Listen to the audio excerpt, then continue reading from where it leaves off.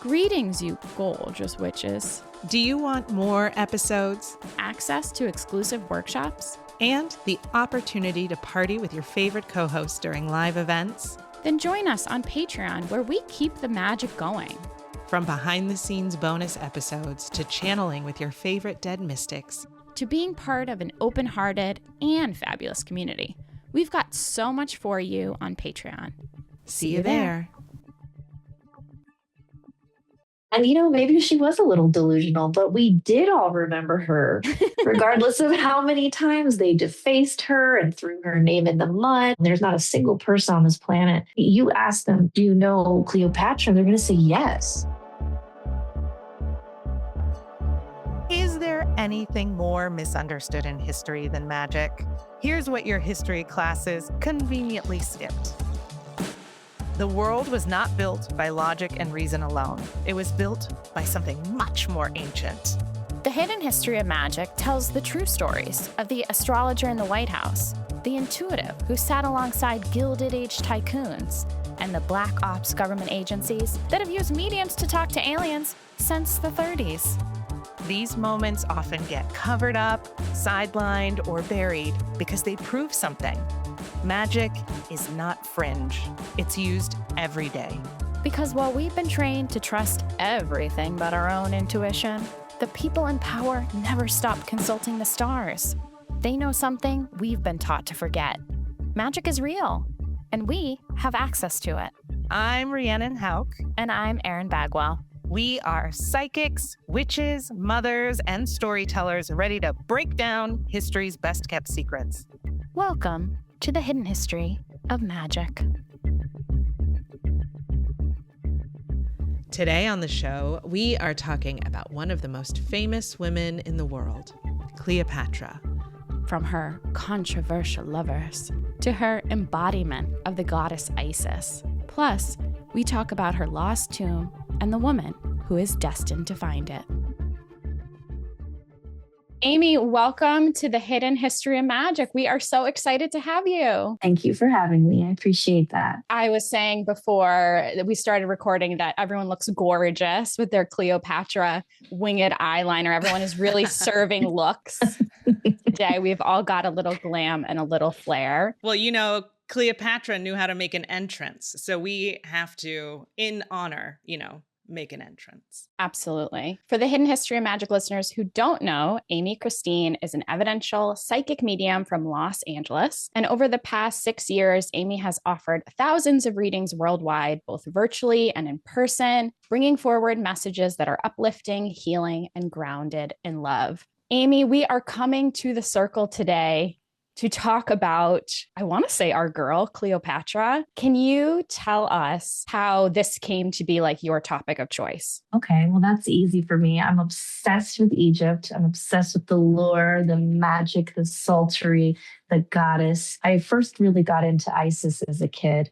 And of course, Cleopatra emulates Isis. So just the lure around her as a historical figure and as a woman is what really drew me to her.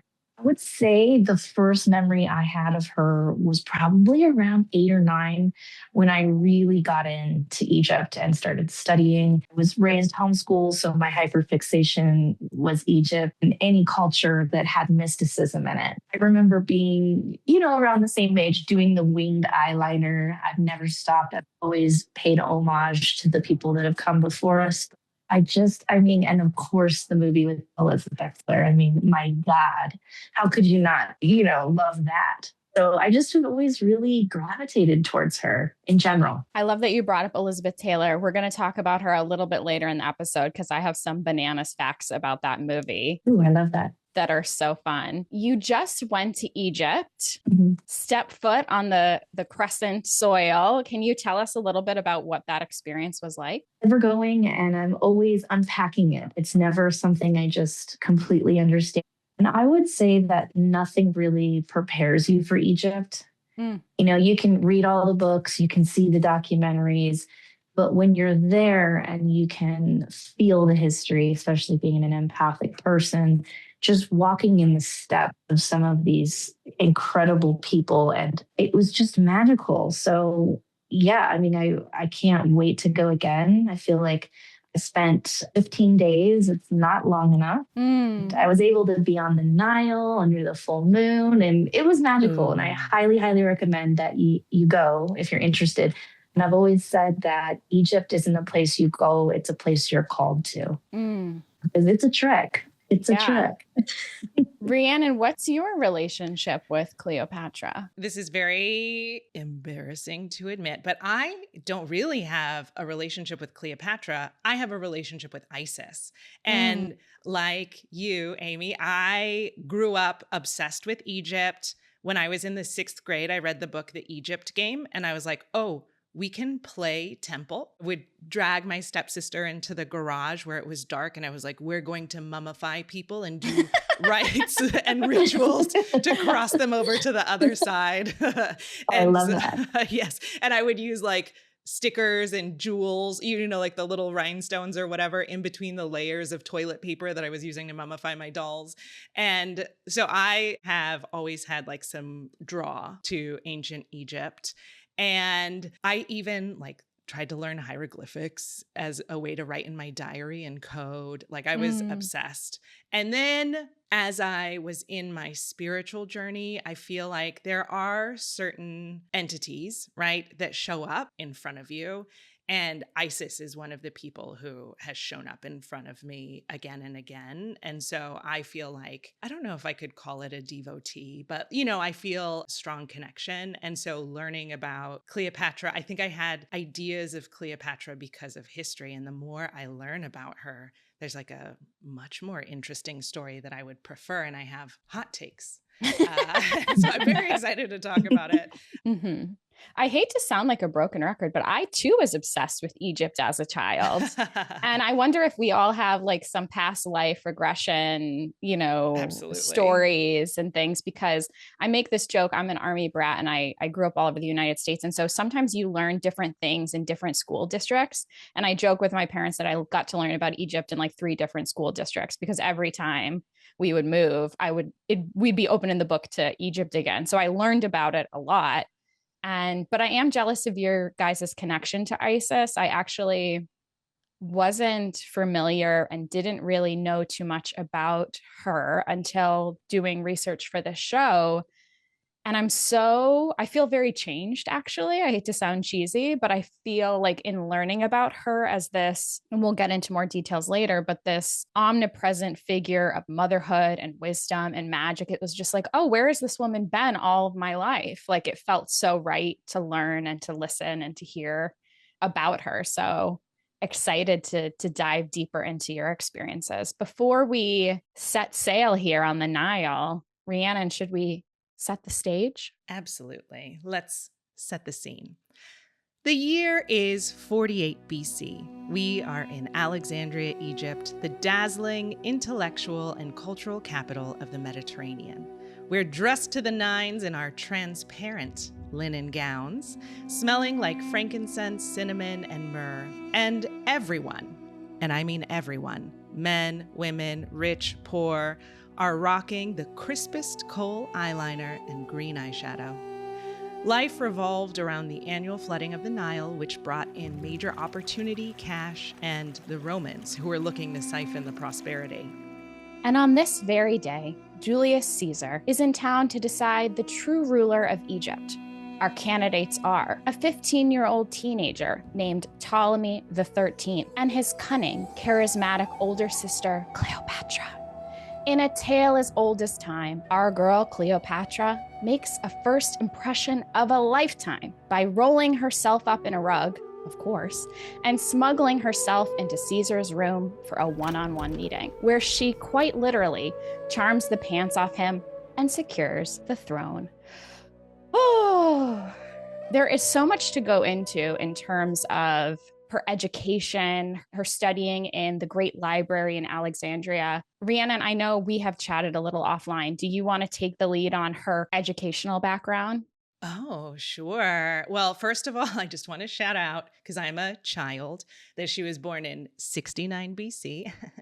And she grew up in Alexandria, which at the time had the most stunning library in all of the world, right?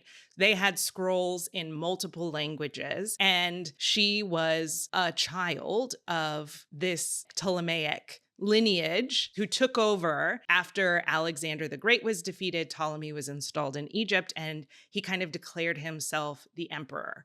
Now, what fascinates me about her childhood is that the Ptolemies were like super into incest, brother, sister specifically. So a lot of the line of Ptolemy was like children produced by brother sisters. And so the fact that she's so smart is kind of impressive. But she grew up with a lot of free time because she was insanely wealthy and learned to read and learned to speak multiple languages, which meant that she could read more scrolls in their original language and didn't rely on translators either to teach her the information, or when she was speaking with others, she could speak with them directly, which I think even reading translations of works in modern day, you're still getting like a muddled version of it, an interpretation that's shaped by a person. So she learned a bunch of languages. The other thing is that at this point in time, Alexandria had astronomers. At this point, they had measured the circumference of the earth. It was in Alexandria that they declared that the sun was the center of the solar system. They had a calendar that was more accurate than anywhere else in the world that they knew at that time. She's not learning just like basic how to read the Bible or whatever. She's learning very complex geometry and astronomy and language. And because she was obsessed with, she's Macedonian, so she is Greek. So she's obsessed with Homer. She's obsessed with reason and philosophy. And so she became a really fantastic orator. And at this time, for context, Rome was barely learning how to read. Like it was just miles ahead in education. Yeah, Rome was definitely the world's superpower in terms of armies and force, but brute force, yeah. But Alexandria was kind of the hot spot for intellectuals. And her being able to speak 9 different languages was really kind of an asset for her as a ruler, because instead of having somebody translate, as you said, Rhiannon, she was able to kind of understand and read and talk to the priestesses and the priests who were running things. And she was one of the only rulers in Egypt who spoke Egyptian. She really understood the culture in a way that no other ruler did. And you can imagine, as a young girl, having people around you saying, oh, let me tell you what this scroll means. Let me tell you what this meeting. And there's always an angle, right? People are always kind of working their agendas. For her to be able to read and understand was actually so powerful. And we know that this beauty of hers kind of stemmed from her intellect. Plutarch, who you mentioned, Rhiannon, was this Greek historian. And the interesting thing about Cleopatra is we really only have records of her from the Romans. And so when we look at her history, we really have to look at it from the eye of her oppressor, right? So these are things they want us to know about her. And so this episode is going to be a little bit of a dance between what we think Cleopatra's intentions are and what history wants us to know. But I will say, for her beauty, Plutarch writes this: for her actual beauty, it is said, was not itself so remarkable that none can be compared by her, or that none can see her without being struck by it. But the contact of her presence, if you lived with her, was irresistible. The attraction of her person, joining with the charm of her conversation and character that attended all she said or did, was something bewitching. And so we have this image of this young woman who has kind of all of the trappings to be something really extraordinary, and extraordinary she is. In classic Disney princess fashion, her mother died by the time she was 12. And I feel like that also is important because women were very important in this time, especially in ancient Egypt, that women kind of had more power than men in a lot of ways. Women independently owned 1/3 of Egypt at the time. And places like Rome and Greece did not. Women were completely subservient. They were not able to own land. So women in Egypt had, for sure, more rights. And Cleopatra kind of expanded that idea of what women could own. Amy, I'm curious, as we go into this story of Julius Caesar and her meeting, had you heard of her carpet debut before? Oh, yeah. I've heard that it's a carpet. I've heard it's a sack. I mean, what really matters is that how bold, right? How brave and how outgoing and confident she must have been to put her life on the line. I mean, he could have just been like, get out of here. Like, what are you doing? But I mean, just hearing the description of her and how multiple people describe her intelligence is something that I've always been drawn to because women are intelligent. We're always born with intuition, we're always into our emotions. And I feel like, yeah, I mean, why not try that? She was young, she was fabulous, she was banished. She is kind of a hero story a little bit because she did have peace after that for quite some time and harmony and love. And I hate the way that people have made her out to be a seductress or a harlot, when in fact, I found like that being very brave. So, yeah, I have heard that story before, and I can't even imagine what must have been going through her head entering this giant, dynasty and being scared to meet the ruler. But she must have charmed him pretty good. So, so I always appreciate that.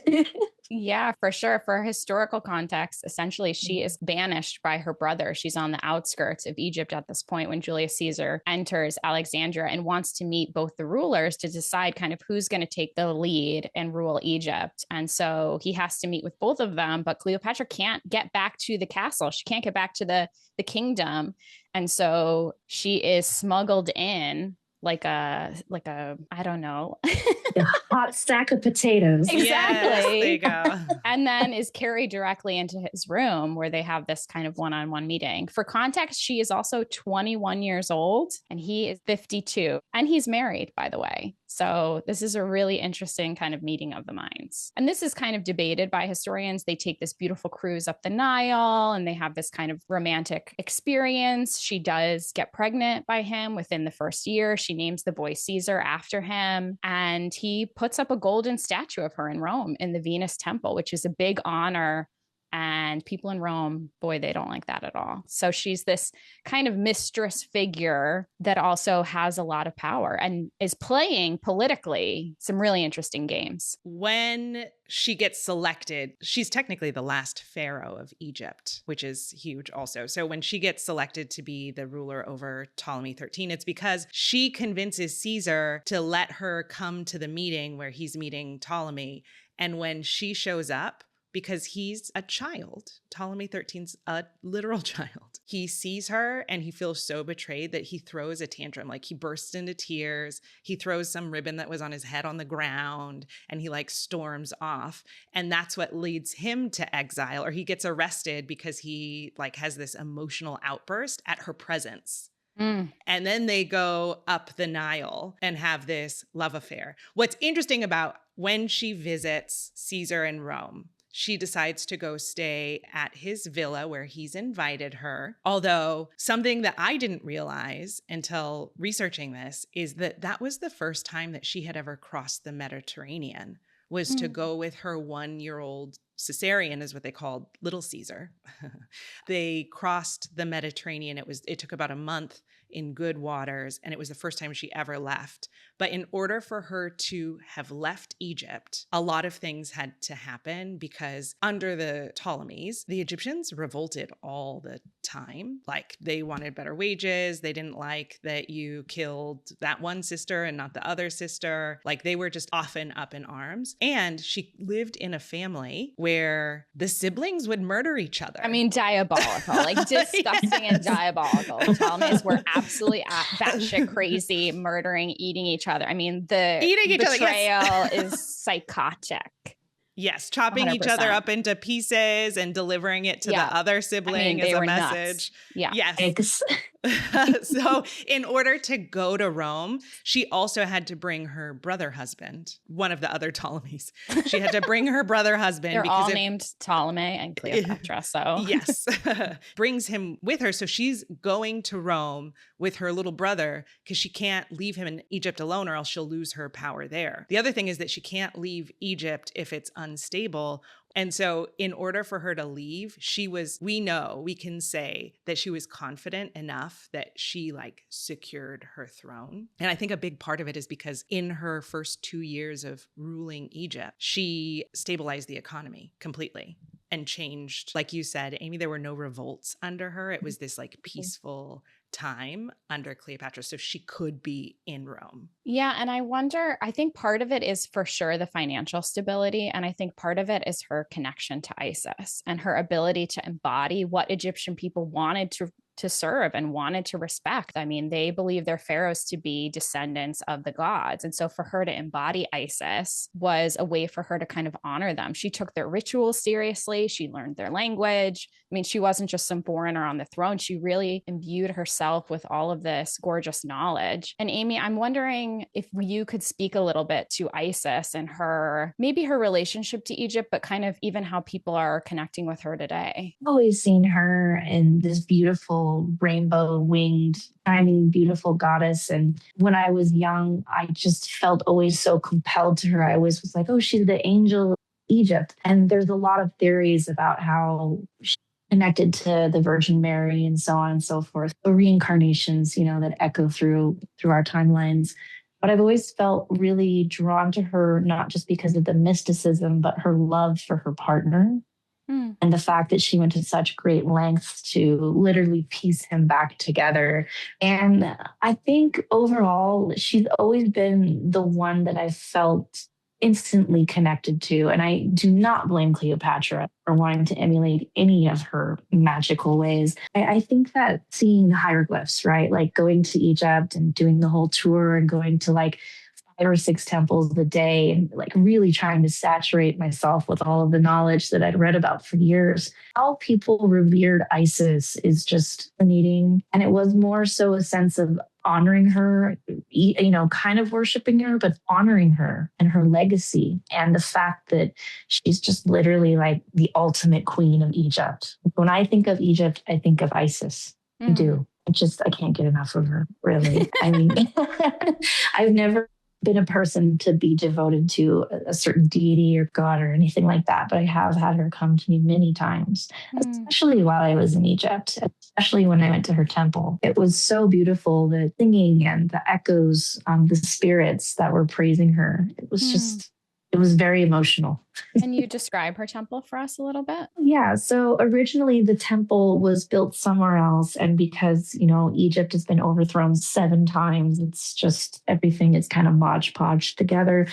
So they really, really wanted to preserve it the best way they can. So they ended up moving it to an island in the middle of the Nile. So I went out there in the evening and the tour guide was giving, the spiel. I already know the spiel. So I just went in open, like, tell me what it is I'm missing, in my waking life. Like, show me what it is. Why was I called here? Isis, show me. And I ended up going over to this little temple. And of course, she has Hathor everywhere because Hathor and Isis are like very, very like their buds, the femininity, the power, the mysticism.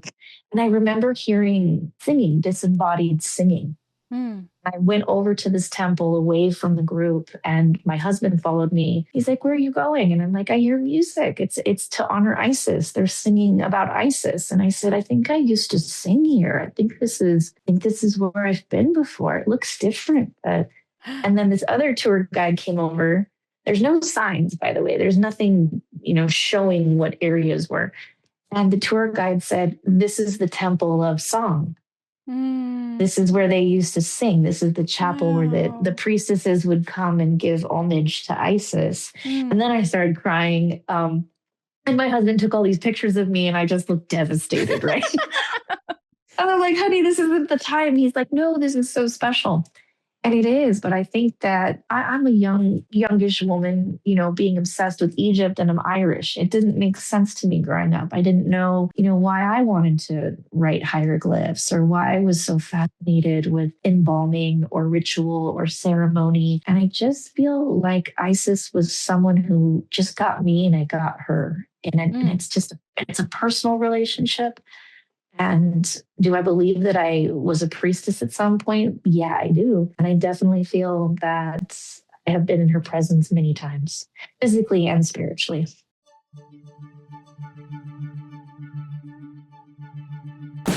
Hi, Erin here. If you've been loving the conversations we're having and you are curious about going deeper into your own story, I highly recommend booking a session with my co-host Rhiannon Hauk. Her soul session stories are unlike anything I've ever experienced. She guides you through your own inner world, helps you uncover patterns, connect the dots, and can actually shift what's been keeping you stuck. I had a reading with Rhiannon about a year ago, and honestly, I think about it all the time. I think of Rhiannon as kind of like the intuitive's intuitive, because she gives you not only a connection to your guides, but this beautiful cosmic blueprint that can really ground you and anchor you on your journey ahead.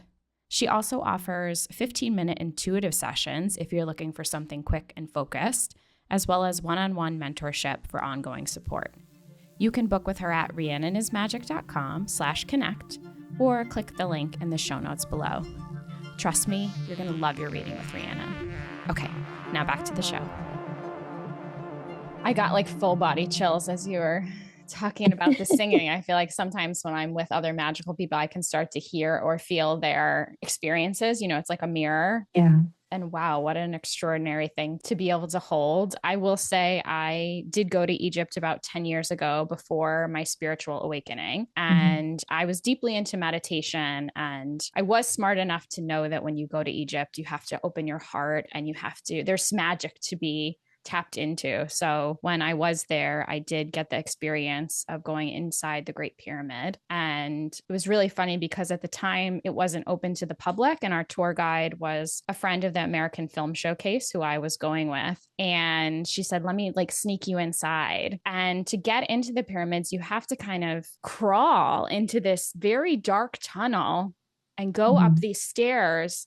And I just remember shaking the whole time and being like, are we allowed in here? Like I felt the intense energy of, you know, every step taking closer to the tomb, feeling really a lot of energy. And our tour guide had suggested while we were there to meditate or make a wish or take a few deep breaths. And I did wish for my daughter while I was there in meditation. And a story now that is part of our family is whenever she's feeling really like upset or disconnected, I tell her that she was born in a pyramid and that it was my soul's journey to go to Egypt and to wish for her and to get her. So Egypt holds a special place in my heart as well. And it was I'd love to go back and go into all of the temples and do all the things, Rhiannon, maybe we can try to manifest a hidden history of magic experience. I have never been. The closest I've ever been is the Luxor Hotel and Casino in Las Vegas, Nevada, which you better believe I was there opening year as a child, keeping all the shampoo bottles, but that's as close as I've gone. I love that. Shall we move on to Cleopatra's, the second man in her life, to Mark Antony? Well, we got to set up how we get there, I think, a little bit. Sure, go for it. We have Cleopatra goes to Rome with her little baby Caesar, right? And the thing about it is that the Romans fucking hate her. First of all, she is a mistress. Everyone knows Caesar lives in town with his wife. And what is she doing? In his villa, right? The other thing, in his villa with her husband. It's all that they're gossiping about, right? But then she also walks around with these massive pearl earrings. They're saying that they're the largest pearls that have ever existed and that they are the equivalent of a Mediterranean villa in each ear in cost. And so she is pure opulence. She does not dress down. That also, I love it. I was reading Stacy Schiff's book on Cleopatra, and she described Rome as like in Rome, women had the rights equivalent of a chicken. And so here she is, this Egyptian woman, a queen of Pharaoh, and walking around, not shrinking or adapting to Roman customs. She's showing off and showing up and showing out. And they are confused as to why she's like trying to participate in politics and having conversations. She's hosting dinner parties where this is the famous, does anyone want to take the pearl earring Go for it. Okay. Have you heard this one, Amy? No, I haven't. Okay. So in an extravagant display of wealth, she took one of her pearl earrings, which again was the equivalent of millions of dollars today, right?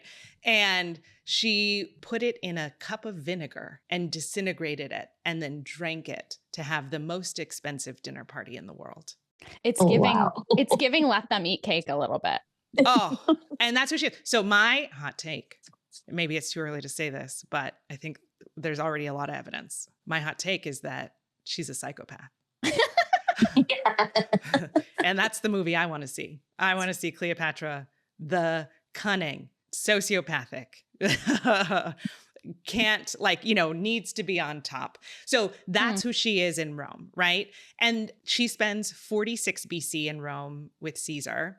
And at the time, Rome kind of sucks. And he's really influenced by Egypt because politically they're doing great. They're wealthy. They have interesting science and policy. And so you can tell that he's influenced by her, not because of the history books, but because of how he makes reforms that are matching Egypt. So he starts offering citizenship to people who are in medicine and the liberal arts so that they can bring smart people into the cities to take care of people. Cleopatra lends her astronomers and mathematicians to Caesar because time is so messed up in ancient Rome that they say that Cicero doesn't even know what year he lived in because they had a 10-month calendar, and then every once in a while, the priests kept time in Rome, and they did such a poor job that every once in a while they'd be like, oh, here's an extra month.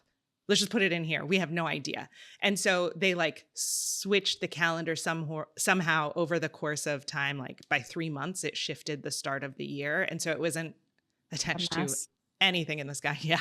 And so what ended up happening in 46 BC is that the mathematicians and astronomers did this big correction, and they added a whole bunch of weeks to the calendar that year. So it was they joke that it was the longest year of Cleopatra's life because she had to live in Rome. And and it was literally the longest year because they added all this time. And so this is happening. And then famously in 44 BC, so just 2 years later, Cleopatra's lover is murdered by Brutus. And I mean a whole bunch of people, but the famous et tu, Brute. And so Cleopatra's got to get out of there. Yes. And so then she needs to align herself with someone new, and I'll toss it back to you. Yeah. So the interesting thing about this, and I think this is important to set up in terms of Cleopatra's power, is that not only was she offering these men riches and an alliance and wealth because all of the Egyptians' trades, she was also offering them godlike status. She had positioned herself in connection to Isis. So the children that she bore, she was creating and continuing her legacy, her dynasty. And so men like Julius Caesar and later Mark Antony get kind of tantalized by this idea of becoming a god, right? And people were seeing Julius Caesar and Cleopatra's relationship and going, I don't know, we're a republic. We don't want him to get too high in his britches. He can't become a god king, was what they kind of said over and over again, which is why he was assassed. However, they also say that he got so annoying as he started balding. He kept, that's the gossip that I clung on to, is that he started, because he would cheat on Cleopatra too. He was cheating on his wife. Is it cheating at that point? And so he would sleep with anyone he could. He would seduce all of his. It's not going to bring your hair back, Caesar. He would sleep with all his colleagues' wives and then daughters. And so that's the part that they leave out, is that they probably wanted to murder him. Not on the hidden history of magic. I know, he was such a little, he was trying to make up for something, and it got him stabbed in the back. Oh my goodness. Thank you for that, Goss. So essentially, Rome becomes this great divide where we have Octavian, who is Caesar's nephew, who's in his 20s. I think he's 18 at the time when Caesar dies. And then we have Mark Antony, who is this great general who's I'm going to avenge Caesar. And so Cleopatra is in this interesting position where she kind of gets to decide who her alliances are going to be, where her allegiance is going to be. She decides that Mark Antony seems like a more stable fit for ruling, Rhiannon. And he's hotter. And he's hotter. He's hotter. He's like dating the hottest actress in Rome. He has like taste for the finer things in life. He's sending her letters, summoning her to Turkey where he's stationed. And so he's like, please come. And she's like, I don't respond to summons. And so it is like, he seems like the hotter connection, where I think Octavian's like not a nerd, but you know. He seems like a little bit of a psychopath who's the only thing I know about Octavian is that like he will betray anyone at any turn for power. His closest confidants. I mean, he seems like a real egotistical nightmare. Yes. So she definitely went with the hotter choice. The better pick. So this is a fun meet cute. Essentially, Antony is writing her letters. She's not responding to them, but she decides she's going to make a grand entrance at Cydnus, which is this barge essentially. And while she is riding down the barge, she's in this gorgeous gold boat with silver oars. There's gorgeous purple sail, and she is dressed out like Venus, to the point where she has little people dressed as Cupid around her. The ladies in wait are dressed as sea nymphs. And so they're all decked out in this beautiful costume. And Mark Antony is actually waiting for her, expecting her to arrive at this festival. And instead, everyone that's there with him goes out to the shores to get eyes on her because she's such an attraction. And he invites her to dinner and she says, well, why don't you come to my house? And so she immediately switches the power dynamic and begins what we now know is like a new love affair with him. He's also 41 years old at this point. Something that it seems too, is that, you know, when she hooked up with Caesar, she was 20. Mm-hmm. She was young. And so she was kind of desperate because she was on the outskirts or whatever. So when she meets Mark Antony, she is almost 30 now, proven a lot about her power. She's already proven that she can be a solid leader for her country. She's adored. She survived Rome. And so she's walking into this with like the kind of confidence that you can have when you clearly back it up, you know? Amy, I'm wondering what you know or feel about her relationship to Mark Antony. Historians kind of play this game where they were either the greatest lovers of all time or it was just a political match. Do you have any thoughts or feelings about this duo? I mean, I always go off of more so the feeling, the guts, the intuition. I think they were hot, steamy lovers. I think that they really gravitated towards each other and they were very intrigued by one another. And I think that, of course, in history, they want to make women look different, you know, especially in that time period. I think that they were quite the item. I really do. Intuitively. Yeah. And that's what I'm going off of because I don't know, there's just something about it, like, you know, being a woman in your 30s, you know, living through all of those things, gaining that experience. I think that I don't want to say she was like too good for Caesar, but, you know, maybe she was. Yes. And maybe this was more of a power move, but also I do feel intuitively like they were both strong characters that came together. And I think that threatened people. I do. Yeah. And who are you supposed to date? Yeah. When you are the queen? They have described her as like one of the two richest people in the world at the time. Mm-hmm. You know, she spoke multiple languages. She helped Caesar clean up his shit. Like, who are you supposed to date? Great question. Women can't catch a break anywhere in history. No, that's true. It's true. Here's what Plutarch says about the two of them. She had at any moment some new delight or charm to meet his wishes. At every turn she was upon him and let him escape her neither by day nor by night. She played dice with him, drank with him, hunted with him. And when he exercised, she was there to see. So that was kind of the historical insight. And that does sound like quite a little love match. Like maybe she's really found her person, and they were married for 14 years. And they had twins. I mean, he seems like he was a decent stepdad because he also was there to say that Caesarion, who was not his biological child, was the rightful heir of Caesar, and tried to push for that as well, which, you know, I think says a lot about their match. Of course, that helps them politically too. But yeah, it seems like Well, Antony was friends with Julius Caesar. He respected him. He was his general. So he would also want to see that legacy live on. Yeah, definitely. Yeah, I like their match. I think that it's great. Now, my question about this. Can we talk about glamour magic? Sure. And what do you think Cleopatra's relationship was with magic? Because this is one of the things that's kind of hotly debated is like, did she seduce him with magic or did she control people with magic? The rumor is that she controlled these men with magic because people are idiots. But what do you think? We've already established that she's aligned herself with Isis. She used to dress up as Isis when she would show up places. When she had little Caesar, I keep wanting to call him and I can't, in my head, every time I say it, it's like pizza. Caesarion, when she had Caesarion, she minted a coin where he is baby Horus. So that also cemented her place in Egypt, in the minds of the Egyptian people, as Isis as well, and Caesarion as Horus. And so we know that she's connected to the cult of Isis, and there are priestesses and magic. So what do you think her relationship with magic is? Love spells in general? I believe that there was a lot of practices in Egypt, magical, practical. I don't know, let's just take a quick poll.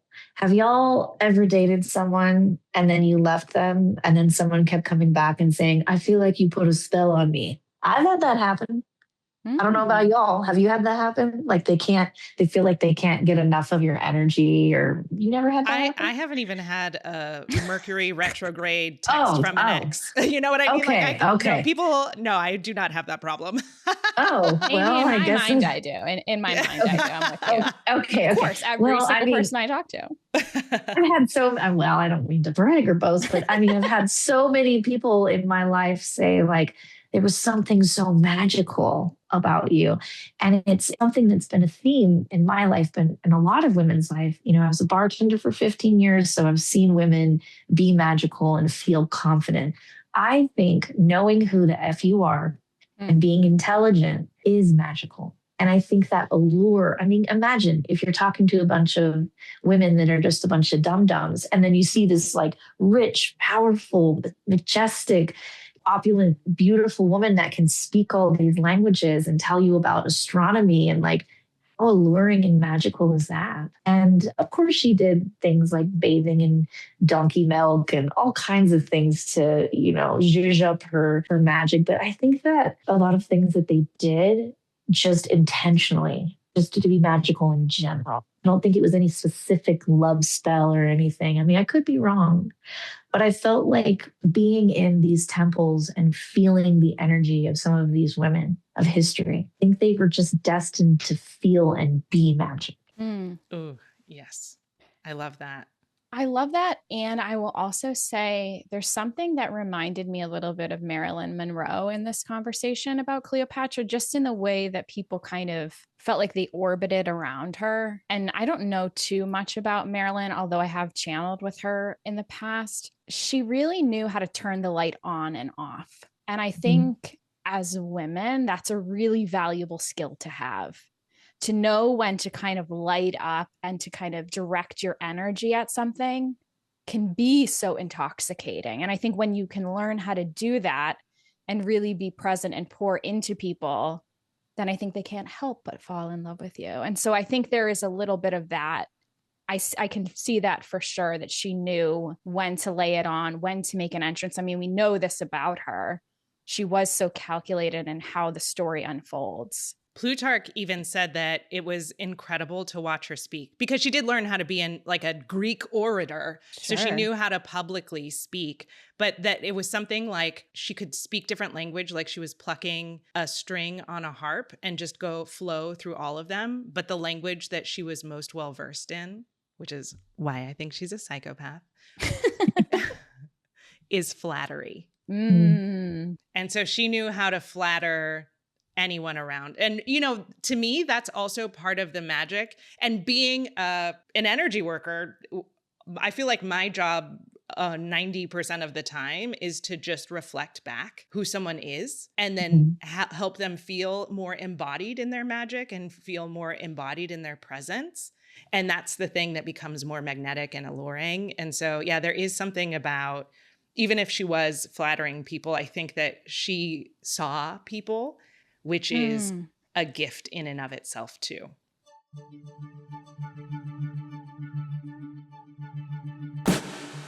Hi, Rhiannon here, just popping in to give you a spiritual tip that's going to enhance and elevate your life. A reading with my co-host, Erin Bagwell.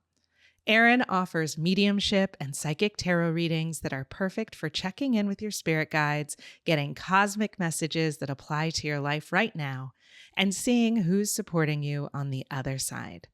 I personally have had the pleasure of experiencing a reading with Erin, and I was able to connect with my grandparents and my mom, and I got advice that has made it so much easier for me to navigate this chaotic world that we're living in today. You can book appointments right on her website or submit a digital question and get a response back in 48 hours. Check out erin-bagwell.com or click the link in the show notes below to get your reading with Erin today.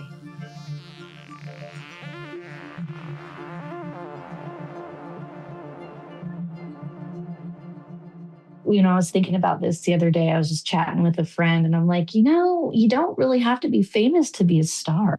You really don't. Because I know when I'm feeling my best and I walk in a room, I don't command and demand. I just am. And I think that is so, one, intimidating to people, but two, alluring to people. And I think when you feel like in your alignment, right? I mean, imagine being that young, having all these traumas and dramas go on in your life and still overcoming it and becoming the richest person, in Egypt, or helping your country. Imagine, not to be ego, but how good that must have felt as a woman, Someone tried to do richest people in history, and she ranked higher than like JP Morgan and Napoleon. Wow. She's like in the top 50. We all need to get our Cleopatra altars going. Yeah. Talk about abundance altar. Oh my God. Put pearls with water all over the place. Yes. Will they take my fake ones? Ooh. Yes. Yes, it's a symbology. Just do it. See what happens. Oh, fun. I think that this is the time where we should talk a little bit about her unfortunate demise. Octavian is a great rival. He battles Mark Antony on the water, on ships. There's 1,900,000 soldiers. I mean, this is like a giant battle. And this is how the story goes, that Mark Antony knows that the battle is ending. He knows his troops aren't going to make it. And the Romans tell the story that he goes to kill himself and is not actually able to, do the deed to actually end his life. And so he ends up being sent to Cleopatra and very romantically dies in her arms. There's a little here nor there in the story. Would a Roman or general not know how to kill themselves? I think seems like kind of obvious. I heard tell me what you heard. Gossip. Tell me your gossip. So the way that I heard it is that that Octavian wins this battle. Yeah. And what Mark Antony hears is that Cleopatra's been killed. And because it's so Shakespearean, and because he's so devastated by the loss of his love, that he kills himself by stabbing, he does so she's soldiers in the mausoleum. She's hanging out in the mausoleum during the battle. She thinks that's like a safe place for her to be. And so one of his followers says Cleopatra's in the mausoleum. Now he thinks she's dead. She's not dead. So same story, corroborating. Yes. And so then he stabs himself, and then someone's like, oh wait, no, she's like just waiting for you in there. Yeah. And then he goes to see that she's still alive. But then now that I've heard her demise is that because he's killed himself, very Romeo and Juliet, right? That because he's killed himself, that she's devastated. But really, because she lost, like Egypt had money, but they didn't have an army. now she's lost like her army and protection, and Octavian is going to parade her through the streets of Rome as his prize, which is humiliating for her. And she's a psychopath and could not have that. Yeah, I want to set this up a little bit because it's important to know, historians do note that there is like a 3-day window between her death and Mark Antony's death. And so it is noted, and again, these are the Roman historians, they think she went and pled at the feet of Octavian and said, like, spare my life. I'm a victim. It was all him. She, historians paint her as this groveling victim. They also paint her as this seductress that said, can I turn that trick one more time, baby? and jump ponies. And that Octavian was like, no. But there is a very famous story where he comes to talk to her and she's essentially naked in like her chamber. And so they have this very intense interaction. See, I want to see this movie. Where's this movie? There are so many Cleopatra movies. Oh yeah, that's true. But as no, that I think we could make. There's so many different versions of it, 1,000,000%. And so the lore is that she goes into this temple and she has a basket full of figs and nobody thinks anything of it. And she says, I want to pray over Mark Antony's body. I want to give him a ritual. And inside this basket of figs, supposedly, is a cobra, is lethal. And I want to say something about this because historians state very plainly that there is no snake in the chamber. There was never any snake found. However, there have been accounts that say that she used to keep the venom in a vial, that she used to keep it tucked away in her hair. So she always has a little poison in her. And actually, she was an expert in poisonous drugs. And she used to test them on her prisoners to find the best poison. So she was very, very well versed in this. That is psychotic. Psychopath. Yeah. But also, like, you got to know, like, if you got to get rid of somebody quick, like, your siblings too. Have your vial ready. Yes. She also did murder both of the Ptolemy brothers, by the way. We can get into it in another show, but they gone. So anyway, the question is, this is like the big historical question. And I would love to talk about Kathleen Martinez for a little bit too, her archaeologist. But did Cleopatra actually die in that cell? Or did she sneak away and go back to Egypt? Because the question is, Octavian wanted to parade her body around. He wanted to, have people throw things at her and, declare himself the victor. Instead of throwing her body to the wolves, essentially, he paraded a statue of her with the snake. So we never actually got eyes on the body historically. So that is the question I'm posing to you. Did she escape? Did she get back to her tomb of Isis and get buried there? Amy, I know you have feelings about this. Oh, I have a lot of feelings about it. So I think that the snake is it's symbolic, right? Knowledge. Yes. To me, I feel it was their way of saying, look, if you're a smart woman, you're going to die because connection to knowledge. Like, of course, they would have paraded her body around. I think that she snuck out. Mm-hmm. I think that people loved her. And I think that people knew she was a person of power and wealth and that they snuck her out. I believe that she has been buried correctly with dignity and honor. I could see her maybe doing that to herself, but not in that fashion, not in that form, and not in that sequence. I think it was later on. I think it was her just being whisked away. That's the intuitive feeling I get. I don't get this like, oh, I'm holding a cobra and all that nonsense. I think that was a complete farce, to be honest. Yeah. Well, they say that the poison of the snake too would take hours to take effect. And she was dead within an hour, quote unquote, because she had sent word to her child. But I do think, I don't know that she like went on in a Tupac, Elvis Presley conspiracy way where she like went on to live the rest of her life in hiding. I think that she did die, but I think if they would have had the body, they would have humiliated her. There's no way that they wouldn't have done that. But I do think that she did get buried in a temple. And apparently she and Mark Antony are buried together. Is that the rumor that they're together? That's one of the rumors, yes. But we don't know because we don't know where her body is. But all of her children died. So it's not like she was the last pharaoh of Egypt and then it fell into the hands of Octavian. And from there, after Caesar, like Rome became very violent and it all went downhill from there. And so I'm hoping that she didn't live to see Egypt become, in the hands of someone who clearly wasn't at her level. Yeah, it doesn't really make sense that she would allow her body to be used. Even if she killed herself on her own terms, I can't see her relinquishing her body in that way. And I think this story is really interesting where, Octavian finds her in her bedchambers and they have this kind of conversation or discussion about the future. It feels really manipulative to me, actually. Like it feels like she threw a bit of a fit, probably, and then bought herself some time to escape. Like it feels very staged in the way that we know she can kind of execute these plans. So that is my hope also, is that we will one day find her body in a tomb, probably of Isis.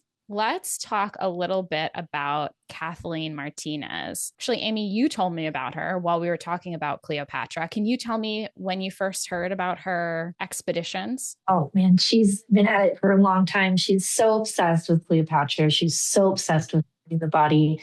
And the lure is, that a man will never find her. And that's the other thing I think is interesting, because she stated that. And if you go to Egypt, you know that everything is written down. I'm telling you, these people did not leave anything out. When you see the hieroglyphs and you're able to read the stories and everything. So it's fascinating because she was a woman who actually is not from the country. I think she's Venezuelan. Don't check me on that. But Dominican. Dominican. My bad. Okay, my bad. But she is so obsessed that she was like, I'm not going to take no for an answer. I'm going to keep going and keep going. I really do think that she's going to find. I really do think she's on the precipice. It's just so hard in Egypt to get the permits yearly to go in. So you can only do so much. But I think that, being that we came up on the 100 years of Tutankhamun and now with new discovery, I really do think that she's going to be the one. I do 100%. And I think that it's destined for her to do that. And I'm happy to have a woman do that, because when you go to Egypt, there's a big divide between this very masculine energy, this very dominant energy. And then there's this beautiful, strong woman energy. But when you go to the temples, all of the archaeologists there, all of the people cleaning the temples and preserving it are women. The women's job. So when I went to Dendura, there's just, all these beautiful Egyptian women like cleaning, and they think it's funny because we're taking pictures and they're there every day. Like, this is our job, right? But yeah, I feel like she is going to find her. I really do in my heart. And I think it's going to be in the next few years. I really do. Yeah. I love it. Yes, Kathleen Martinez. She's a lawyer from the Dominican Republic. She decided to convert her life to being an archaeologist, to studying and becoming obsessed with Cleopatra. She has searched for Cleopatra's tomb, for her body, for 20 years. Disney made a really beautiful documentary all about her experience, the trials, the tribulations. We have it documented from Plutarch that her tomb is near and or an Isis tomb. And Kathleen in the documentary finds foundation plates, which are essentially the deeds to a tomb or to a temple. And she finds a very lost temple of Isis. And it's a beautiful documentary. I don't want to give too many spoilers away. We don't have Cleopatra's body yet, but they do make some really beautiful discoveries. And I do think it's a film worth watching because it gives you some insight about Cleopatra's experience as well. And I don't know, I was texting with Rhiannon. I listened to so many podcasts about like men talk about the Roman Empire for this episode in historical research. And I wanted to gouge my eyes out. And this documentary they only let women speak for the most part. And it was quite refreshing. Yeah. So kind of a amen. good insight into Cleopatra's life if our audience is curious. Any final thoughts or feelings about Cleopatra as we wrap up here? I am impressed. I think that it's really beautiful how from a young age she embedded herself in the spirituality of the land. And because of that, I think it's almost like all of the women that we tend to cover on this show, because they trusted so deeply in the magic and the divine that was guiding them, it brought them a lot of success. And it led them down paths that were very impressive. And it feels like her embodying Isis is exactly the thing that made her able to subdue the most powerful men at the time. And it feels like something that we all can do is that you don't have to do a magic ritual or align yourself with magic, but just embody the magic itself.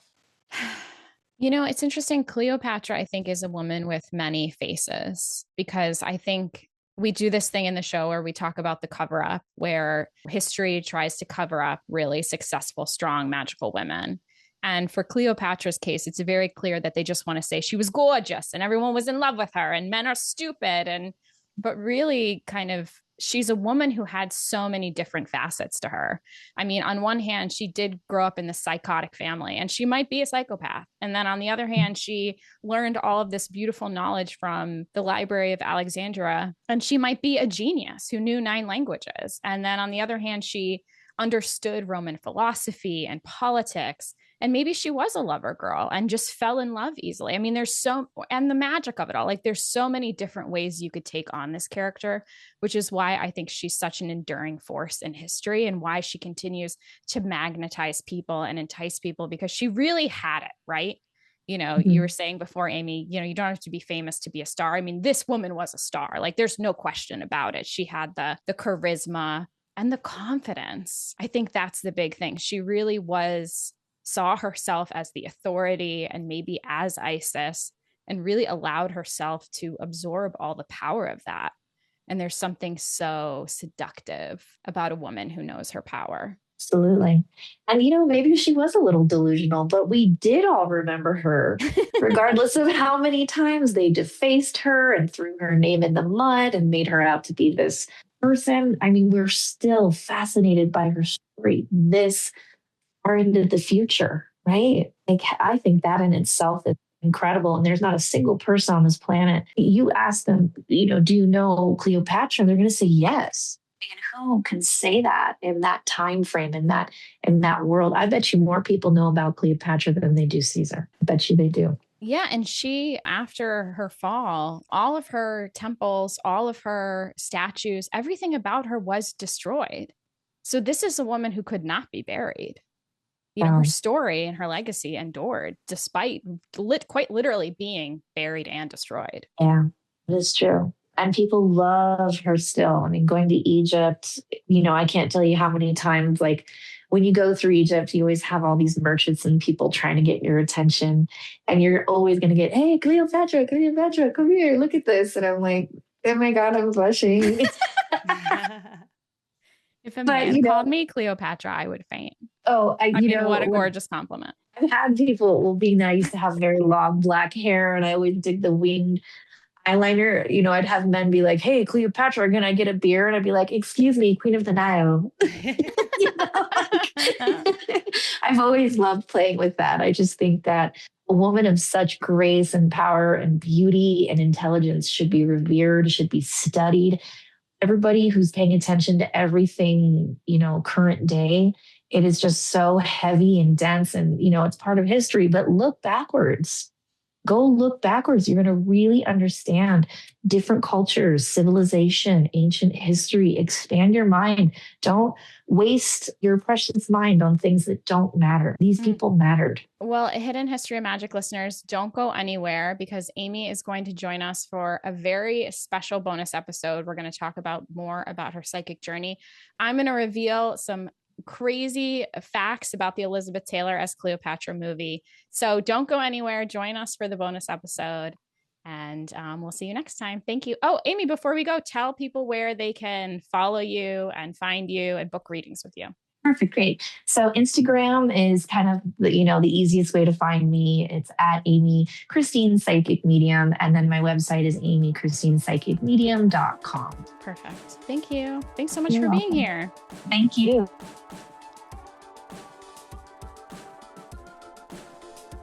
Check out a sneak peek of our bonus episode dropping this Friday. And I always say my house is only haunted during business hours. So a lot of the security guards would see apparitions. We have it on film. They would show it to me. I became the ghost girl. Everybody came to me like, I'm scared to go in this building. And I'm like, why? It's just a guy writing. He's still writing. It's working on that screenplay. Yeah. Finish it someday. Yeah. Oh my God, that's my ghost in the future, is like, just one more page. I can fix this, I swear. I don't want to say, yes, we haunt ourselves, but I do think that we are living and reliving memories. A lot of the energy there was residual. Amy, if we have listeners who are like, I think my house is haunted, or I think my office is haunted, like, what is your advice? I know about her is that she went on Oprah to talk about her near-death experience story. Like, oh, I've got a demon in my house. I'm like, it's your grandma. Yeah. Thank you so much for listening to The Hidden History of Magic.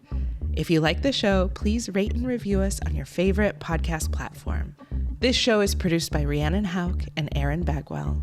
A very special thanks to our patrons who make this podcast possible. To join our coven of gorgeous witches, get bonus episodes, attend live events, and learn real magic inspired by each episode, join us on Patreon. If you would like your own personal reading from Rhiannon or Aaron, check out our links in the show notes. Until next time.